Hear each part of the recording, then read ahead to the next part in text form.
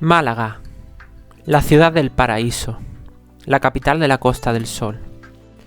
Fenicios, griegos, romanos, árabes, cristianos, todos han dejado la huella en nuestra ciudad, una ciudad histórica cargada de yacimientos arqueológicos y vestigios que nos trasladan a otras épocas. Pero Málaga en el siglo XIX es cuando tuvo su mayor apogeo. Málaga fue la cuna de la industrialización española, y a esta Málaga del siglo XIX es a la que nos vamos a trasladar. Te deseo buen viaje.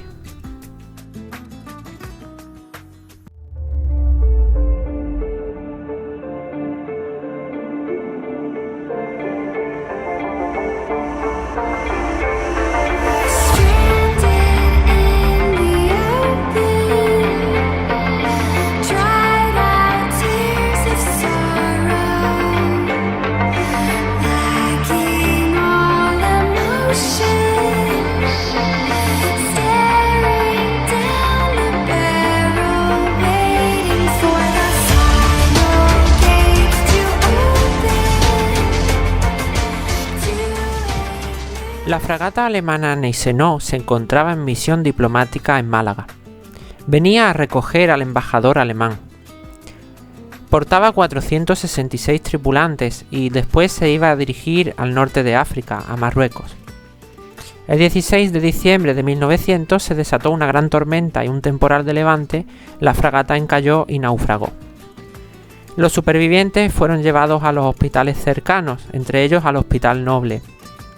Pero la tempestad se cobró 41 muertos, entre ellos algunos malagueños que se encontraban auxiliando a los náufragos al toque de las campanas de la catedral que alertaban del accidente. Posteriormente, Málaga va a recibir el título de ciudad muy hospitalaria, y en el año 1909 el gobierno alemán regalará el Puente de los Alemanes, completamente forjado en hierro, a la ciudad malagueña para poder cruzar el río Guadalmedina. Cuando este accidente ocurrió, Málaga ya tenía en pie su mercado de atarazanas, llamado también Mercado Central. Es una construcción que data de la época árabe del siglo XIV y que servía como astilleros o reparaciones de barcos. Actualmente Atarazanas es un próspero mercado lleno de colorido y de productos típicos de la costa malagueña. Sin embargo, en el siglo XIX se sometió a una gran remodelación, construyendo toda la estructura de hierro en estilo neoárabe. En 1879 se inaugura el mercado y posteriormente se le pasará a llamar Mercado Central o de Atarazanas, aunque primeramente fue denominado como Mercado de Alfonso XII. Destaca la vidriera de la parte posterior donde se ven algunas estampas típicas de Málaga y también la famosa Fuente de Génova que veremos posteriormente en la Plaza de la Constitución.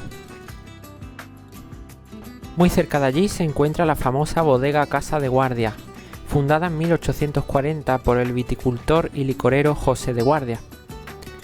La fama de sus vinos fue encumbrada por la propia Isabel II, que lo nombró proveedor de la Casa Real y posteriormente gobernador de Segovia. Aunque la Casa de Guardia comenzó estableciéndose en el mercado, posteriormente, durante unas obras, el empresario Enrique Navarro la trasladó a la Alameda, donde se encuentra actualmente, y que va a ser finalmente una ubicación definitiva. Finalmente, cuando don Enrique Navarro muera en 1900 sin descendencia, le cederá el establecimiento a sus propios empleados. La Alameda principal, junto a la Casa de Guardia, es una de las arterias principales del centro histórico de Málaga. Fue inaugurada como Paseo del Callao y posteriormente como Avenida de Alfonso XIII. Era, y actualmente es tras las obras de remodelación, un gran paseo peatonal lleno de cafés, álamos y la famosa Fuente de Génova, que se encuentra en la actualidad en la Plaza de la Constitución y que ya veíamos en las vidrieras de Atarazanas. En la Alameda podemos disfrutar de casas de familias burguesas y adineradas que se construían aquí muy cerca del puerto y desde donde se yerguen torreones que podían hacer que los burgueses vigilaran sus embarcaciones al entrar o al salir del puerto de Málaga. Más al sur de la Alameda se encuentra el ensanche del Muelle Heredia. Es un ensanche de calles ordenadas y rectilíneas, habitadas por casas burguesas y construidas bajo el patrocinio de la familia burguesa de los Heredia. En la actualidad, la Alameda principal concluye en la Plaza de la Marina, que es una construcción más reciente, ya que en el siglo XIX y principios del XX aquello era un muelle donde desembarcaban los barcos que traían mercancías a Málaga y donde cargaban destinos a otros puertos. El muelle era bastante activo y estaba siempre lleno de mercaderes, comerciantes y mercancías. Poco a poco este terreno se fue ganando al mar y se irá a construir más adelante el Paseo del Parque.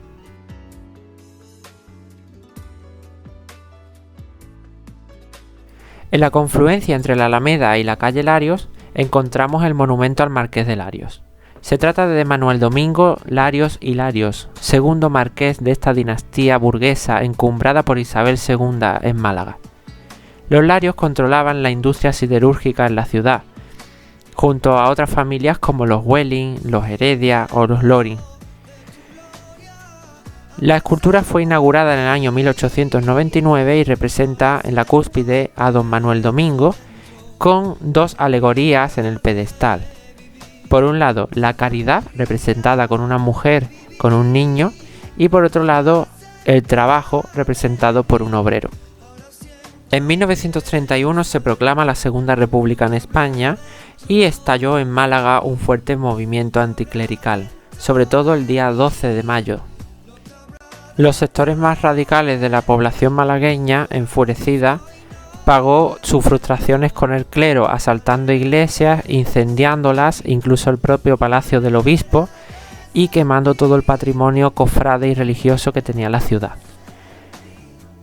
El marqués fue arrancado de su cúspide en su estatua y arrojado al mar, y en su lugar situaron al representante de los obreros, que va a permanecer ahí hasta el final de la Guerra Civil y la llegada de Franco al poder, cuando el viejo marqués sea rescatado de la profundidad del mar y pueda ser devuelto a su lugar original. En los últimos años, este grupo escultórico de Mariano Benlliure ha sido sometido a una limpieza y restauración y reubicado un poco más cerca de la entrada de la calle. En 1891 quedó inaugurada la calle Marqués de Larios. Abierta por la iniciativa del marqués para comunicar más rápidamente la Plaza Mayor con el puerto de la ciudad y facilitar las transacciones comerciales, es hoy la principal arteria del centro urbano y uno de los símbolos de la ciudad. La calle, a semejanza de la Gran Vía de Madrid, fue planificada perfectamente por Strachan de forma lineal y rectilínea, con casas habitadas por burgueses de hasta 4 y 5 plantas, siendo la planta inferior para los almacenes comerciantes y tiendas y la planta superiores para la vivienda de la familia burguesa. El desván, como siempre, se destinaba a la servidumbre y a los criados de la familia. Para la inauguración de la calle se construyó un gran arco artificial en la entrada que todavía se rememora cada año con la feria de la ciudad. A modo de curiosidad, decir que la calle Larios costó en aquella época unos 6.000 euros actuales. Al remontar calle Larios nos encontramos con la Plaza de la Constitución, llamada antiguamente Plaza Mayor o Plaza de las Cuatro Calles, en la que confluían 4 calles principales que coincidían con la ceremonia de Semana Santa del Encuentro o el Paso. Todavía esta ceremonia tiene algún vestigio en la actualidad con la bendición del Nazareno del Paso cada Jueves Santo.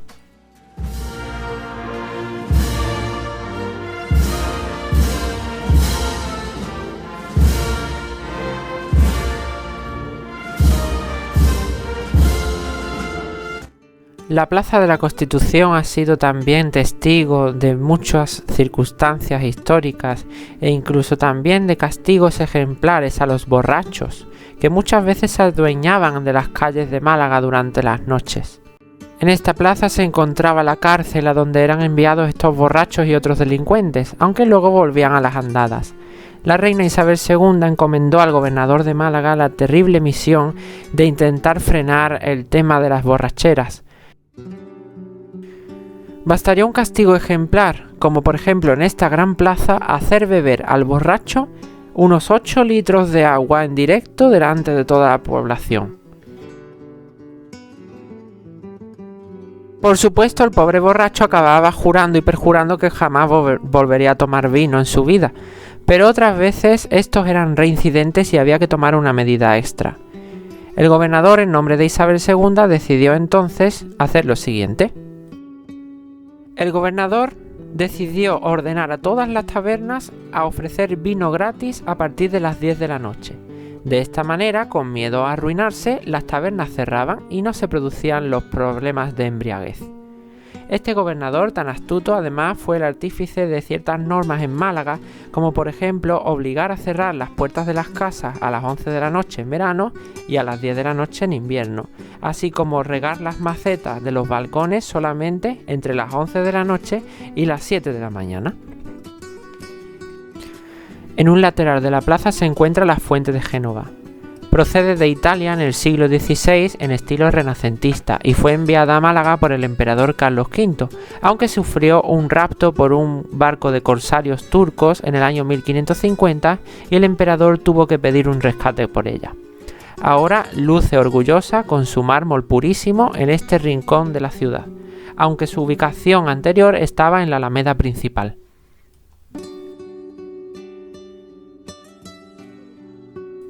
La Málaga barroca está representada sin duda alguna por la Plaza del Obispo.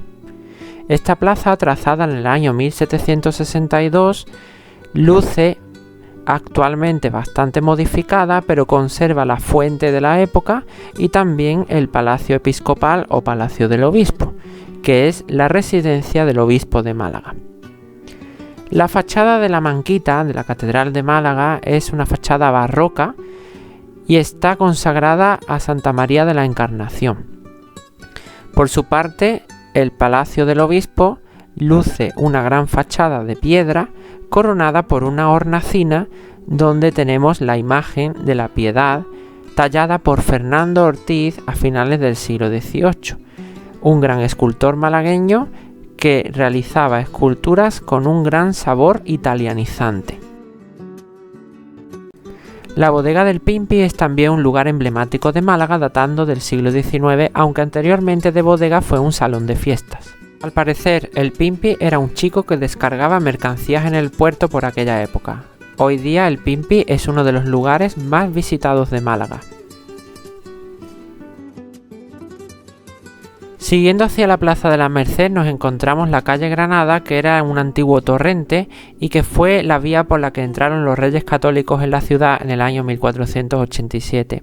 En esta calle nos encontramos la iglesia de Santiago Apóstol, erigida sobre una antigua mezquita musulmana, pero que en la actualidad prácticamente toda su estructura es de estilo barroco.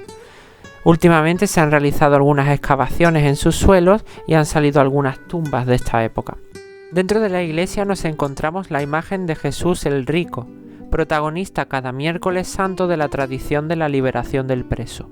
En el siglo XVIII una epidemia asolaba la ciudad y no había nadie para sacar en procesión a Jesús el Rico, así que los presos de la cárcel decidieron escaparse para poder sacar el trono a la calle y de esta forma procesionarlo. Lo curioso es que al término de la procesión los presos volvieron a la cárcel y se encerraron de nuevo voluntariamente. Esto hizo que, movido por la compasión y la honestidad de los presos, el rey Carlos III decidiera liberarlos y desde entonces cada año se libera un preso ante la imagen de Jesús Nazareno el Rico.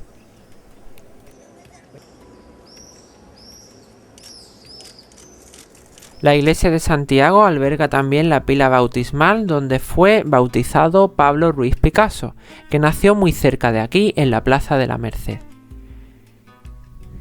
También se conserva, tras una vitrina de cristal, la partida de nacimiento del pintor, que contaba ni más ni menos que con 7 nombres. La Plaza de la Merced recibe su nombre por la iglesia que había en una de sus esquinas y que ardió en los sucesos de mayo de 1931. Posteriormente esta iglesia va a ser derrumbada, pues ya no se conserva en la actualidad. En la primera planta de una de las casas que rodean la Plaza de la Merced nació Pablo Ruiz Picasso, que fue bautizado posteriormente en la cercana iglesia de Santiago. Sin embargo, en el centro de la plaza destaca el monumento funerario a Torrijos y a sus compañeros. Torrijos era un militar que protagonizó un pronunciamiento militar contra la monarquía absoluta de Fernando VII.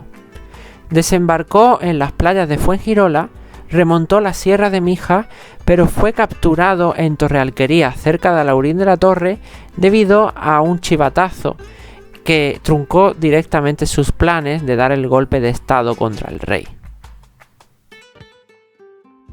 Torrijos y sus compañeros fueron detenidos y llevados presos al convento del Carmen, en Málaga. En este cuadro de Antonio Gisbert, posterior a los acontecimientos, podemos ver cómo Torrijos y sus compañeros están a punto de ser fusilados e incluso algunos de ellos ya lo han sido. Destaca algunos personajes como López Pinto o el amigo de Torrijos, Robert Boyd, que era británico. El pintor se acercó a Málaga para conocer el entorno y hacerlo con fidelidad, e incluso se entrevistó con familiares de los fallecidos para ponerle un parecido a las caras de su cuadro. 49 fueron las víctimas de la tiranía de Fernando VII aquel día. Los cadáveres fueron enterrados apresuradamente en una fosa común y después fueron trasladados aquí, a la Plaza de la Merced, donde se erigió una cripta que fue excavada hace poco tiempo debido a las humedades sufridas por inundaciones sucesivas. El obelisco muestra emblemas sobre la libertad e incluso también los nombres de los fallecidos y enterrados allí, pero llama la atención de que uno de ellos, el británico Robert Boyd, no se encuentra allí ya que era protestante y no se podía enterrar a un protestante en una tumba católica. Robert Boyd se encuentra enterrado en el cementerio inglés. El obelisco funerario fue construido con arena y piedras procedentes de las playas donde fueron asesinados Torrijos y sus compañeros. Y en la cúspide tenemos una piedra torsionada que corresponde a un gran terremoto que hubo en Málaga en el año 1884. Nos cuentan las crónicas que en este terremoto la población malagueña salió a las calles asustada, y ahí tenemos un recuerdo de este seísmo en una de las piedras del obelisco de la Plaza de la Merced. El general Torrijos y todos sus amigos se convierten en un símbolo de heroicidad y de libertad frente a la tiranía y el despotismo de Fernando VII, y hoy son un símbolo para la ciudad. Las labores de restauración y de limpieza de la cripta llevadas a cabo hace pocos años han ofrecido una mayor posibilidad de conservación a los restos de estos héroes malagueños. No muy lejos de la Plaza de la Merced se encuentra el Teatro Cervantes, símbolo de cultura malagueña y erigido con motivo de la visita de Isabel II a la ciudad junto a su familia en el año 1862. El Cervantes, en primer lugar, fue llamado Teatro Príncipe Alfonso, en honor al príncipe heredero. La ciudad se engalanó para la visita de la reina y su familia durante 2 días. Se construyeron arcos de triunfo y, a la hora de partir, un embarcadero de gran calidad artística en los muelles para despedir a la reina. Los reyes se habían hospedado en el Palacio de la Aduana, una construcción de 1826 establecida en terrenos ganados al mar para controlar el comercio malagueño y la entrada de mercancías. Tiene planta cuadrada y muy pronto quedó en desuso cuando se decidió ganar más terreno todavía al mar, construyendo el Paseo del Parque por iniciativa de Antonio Cánovas del Castillo en 1879. Para rellenar todo ese terreno ganado al mar, se utilizó arena del siempre problemático río Guadalmedina. Actualmente el parque conserva una de las mejores colecciones de plantas exóticas del mundo.